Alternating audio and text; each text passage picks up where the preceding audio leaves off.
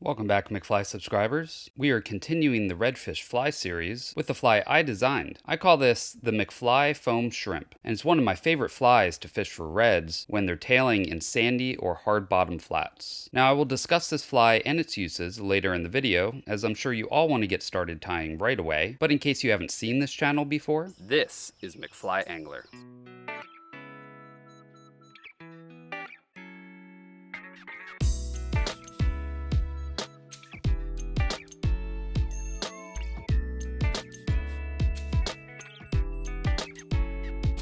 Starts now.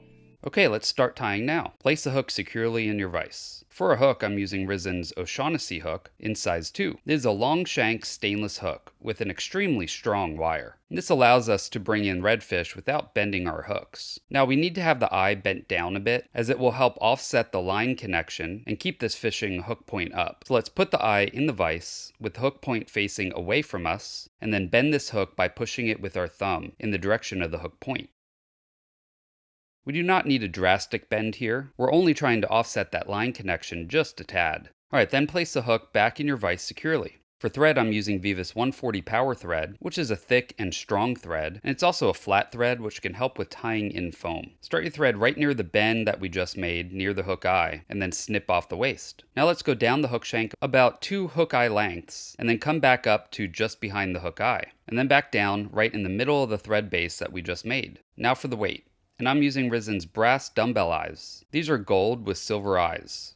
However, I accidentally got some of the red eye ones mixed in, but the eyes don't really matter. They just come with them, and it's what I have, so I'm using them. And I'm using the 3.2mm today, which is the lightest that they come. And this is why we're offsetting the hook eye, because this is not heavy enough to turn the hook point up without getting that offset, which makes the weight sit lower and therefore will turn that hook point up for us. We want to tie these eyes in right at the bend that we just made, and like all Dumbell eyes, we will want to tie them in with very tight X-wraps. So let me turn this sideways so you can see the wraps. These are called X-wraps because they form an X on top, crisscrossing over the eyes, helping to lock them down perpendicular to the hook shank. After making a few tight X-wraps, let's do some under wraps, where we go under the eyes on both sides. This will tighten up those X-wraps and help keep the Dumbell eyes from spinning. As you can see, the eyes are not able to move now.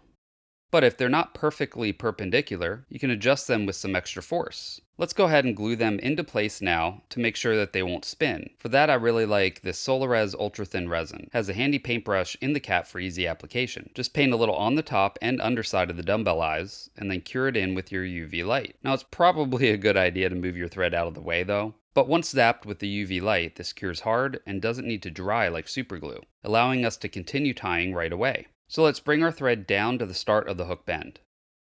Now we need some orange chickaboo, and I really like this barred orange stuff from whiting. Pull one feather off the swatch, and then stroke the fibers up. I find it's easier to tie in if we wet it as well. We want to tie this in so it's about half the length of the hook shank, so make a couple tight wraps. Then I like to tie down into the hook bend so it's sticking downward slightly, which will actually be up when the fly is finished. But cut off the waist feather and clean up with a couple wraps. Now we need some deer hair, and a stacker. Let's cut off a medium amount of this fur. Now it's hard to say exactly how much, but hopefully this visual representation can help you determine how much to use. Some might call this a pencil thickness size. Now we need to comb out the underfur and short fibers. Pinch the tip of the fibers and run a comb through it, then you can use your fingers to finish it up. Then let's stick this in the stacker with the tips down and stack this till the tips are aligned. And there we go, the tips are squared off. Push this bunch up between the hook bend so the tips extend just past the chickaboo, and then we will make 2 to 3 loose wraps before binding down tight. Continue to wrap over and through the butt ends, binding down tighter with each wrap. Now we don't want to flare the tips too much, so let's try to wrap back up past the butt ends and make some loose wraps right in front of the previous wraps. This will help to keep the tips from flaring too much. Now let's cut off the butt ends and clean up this section with some wraps.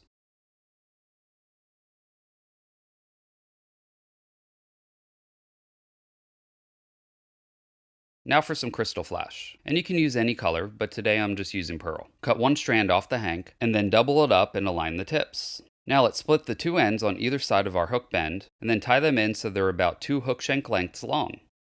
And tie back to the start of the deer hair. and then clip off the waist. Now for some rubber legs, and I really like these centipede legs in the medium size. And I use these two colors regularly, the hot orange and the regular orange. Today I'm going to use the hot orange though. Cut one leg off the bunch, and then fold it in half and align the tips. Now we're going to tie this in just like we did with the crystal flash, only we will make them just as long as a single hook shank length. By the way, both the crystal flash and rubber legs should be tied in directly on top when the hook point is facing up. So tie back to the deer hair, and then cut the waist off and clean up the tag ends with some more wraps. Now we can flip the hook back around. Now we need some mono, and an old tippet will work great for this. Just make sure it's a larger size like this 0x. We need to cut off about 6 or more inches of this, and then tie this in back to the deer hair. Now we need some brown soft hackle, and this whiting wet fly hackle works great. We want one of the larger feathers close to the end of the saddle, and a broken tip does not matter. This feather will work great. To prepare this feather for tie-in, let's strip off the extra fuzzy fibers down by the base of the feather, and then pitch the tip of the feather and stroke down the remaining fibers out of the way. Then we can cut off a bit of the tip to create a small tie-in tag. Tie this in back near the rest of the materials, and then bring your thread up about halfway up the hook shank. Now let's start wrapping this hackle up the hook shank, stroking back the fibers with each wrap. And we want these wraps spread out a bit, not touching wraps.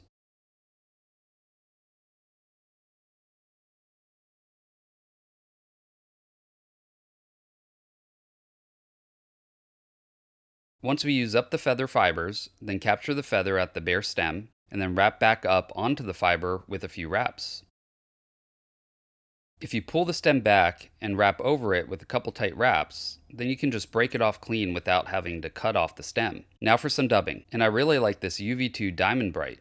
Today I'm using this rust orange color. This is a really flashy dubbing, great to get the fish's attention. Pull a fair amount off, about this much, and then start dubbing this onto your thread, making a fairly compact and long noodle. Then start wrapping this around the hook shank, covering your thread with the dubbing noodle, until you reach the dumbbell eyes. Then jump in front of the eyes with your thread, and make a 2-turn whip finish and cut the thread off.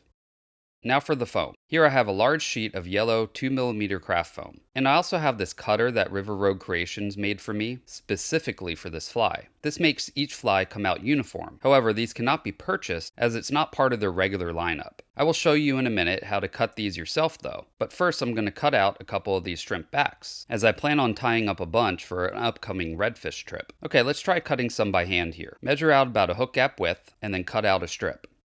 Then cut a piece that is about half a hook shank length longer than the hook. Cut a few strips roughly the same length, and then cut a long point into the end like this. And clean up any sharp edges. Now make an angled cut going the other direction, but not all the way to the end.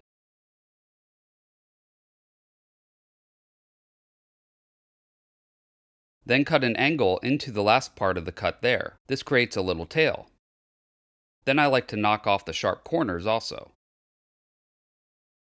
Now take your foam back and measure it to where the thinnest spot sits over the dumbbell eyes. Then see where the hook bend reaches to, and then poke the hook point through that spot in the center. And push it down into the bend like so. Replace the hook back onto the vise and start your thread again behind the hook eye. Now we will use the fishing line to wind around the foam and create ridges to hold it down. However, the first few wraps are tricky, as you're going to trap some hackle fibers. Just do your best to move them out of the way with each wrap. So try to make these wraps as perpendicular as you can across the foam, and then make a wrap under the foam to move it back a bit.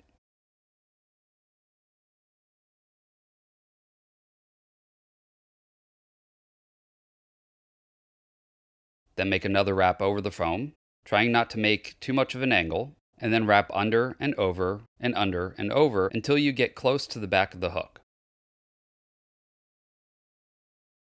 Once you do, capture the mono and trim off the excess.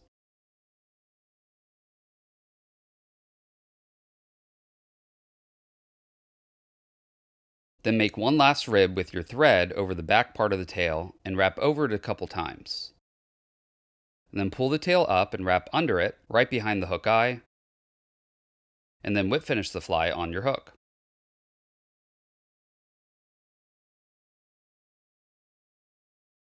Now let's cement the whip finish with more of that Solarez ultra thin resin, and the tying portion is now finished. While not necessary, I like to color up the foam a bit, and for that I have a brown and orange Sharpie. And it's a good idea to get a small swatch of foam to make sure it's the colors that you want. Before I use those colors though, I make two eyes with the black Sharpie. Then I use the brown Sharpie to make stripes, and you can color your fly any way you see fit, but this is how I do mine.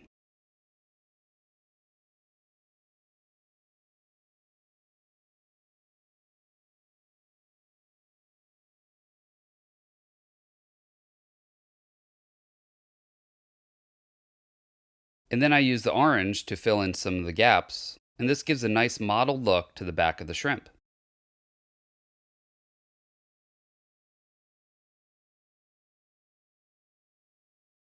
And I think that looks pretty good. And it's a good idea to pick out some of the hackle that got trapped with the mono.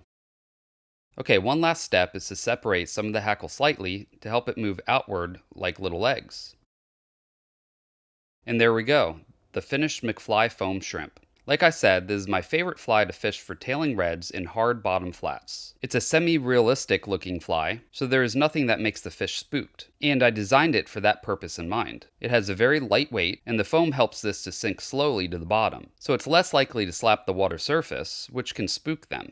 And the slow sink mimics a shrimp better than a heavily weighted fly slamming hard into the bottom. Once the fly does reach the bottom, the front end will raise up due to the foam and deer hair, and will sit on the bottom with the rubber legs and crystal flash antenna moving around freely, and the hackle moving in the water as well. This makes the fly very visible to the fish, and it looks like a shrimp in a defensive pose trying to defend against the fish. It also keeps that hook point out of the way of debris and rocks, helping to keep you from snagging up. Every little twitch of the line will move this fly, allowing it to bounce across the bottom like a fleeing shrimp. Here is some footage of me catching quite a few reds with this fly. Now these were all tailing in some flats that I fished, and every single fish I casted to could not resist eating this fly.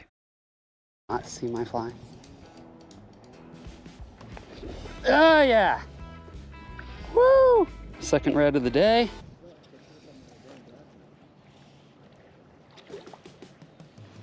Oh!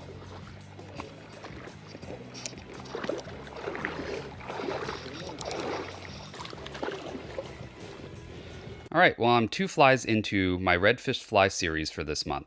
I started off this series with the redfish crack fly, a fly that is probably the most versatile fly to fish for reds. You can fish it like a streamer, or bounce it on the bottom. It kind of looks like a shrimp, but also could represent a crab, and even mimic a fleeing bait fish, making it a very versatile fly for redfish. And next week I plan on tying the crease fly, a fairly simple yet effective topwater fly that are great for fishing in salt water. I use this fly to fish for reds in the early mornings, or when I see that they're actively targeting finger mullet. And the fly gives me a great opportunity to catch some nice speckled trout as well, which can never seem to resist flies that create a lot of commotion on top of the water. So make sure you're subscribed and click that bell notification so you don't miss any future videos like this crease fly. Oh, and I will be selling this fly box on Amazon with free shipping very soon. They aren't available yet for sale, as it takes a while for Amazon to approve them, but in the meantime, check out some of my other fly boxes I have up for sale. I've got a magnetic back box and a silicone back box that I use for nymphs and dry flies. I will link below to my Amazon storefront if you're interested in picking up these boxes, and keep checking back as I will have these foam boxes available soon. Also, don't forget to check out my sponsor Risen Fly. They made the hooks I use today, but they also make some of the best fly rods and reels for the money I have ever used. Best off, they're offering you all a discount. So if you're in the market for a new rod or a bunch of hooks or beads, go to www.risenfly.com and type in McFly at checkout, and they'll give you 15% off of your first order with them.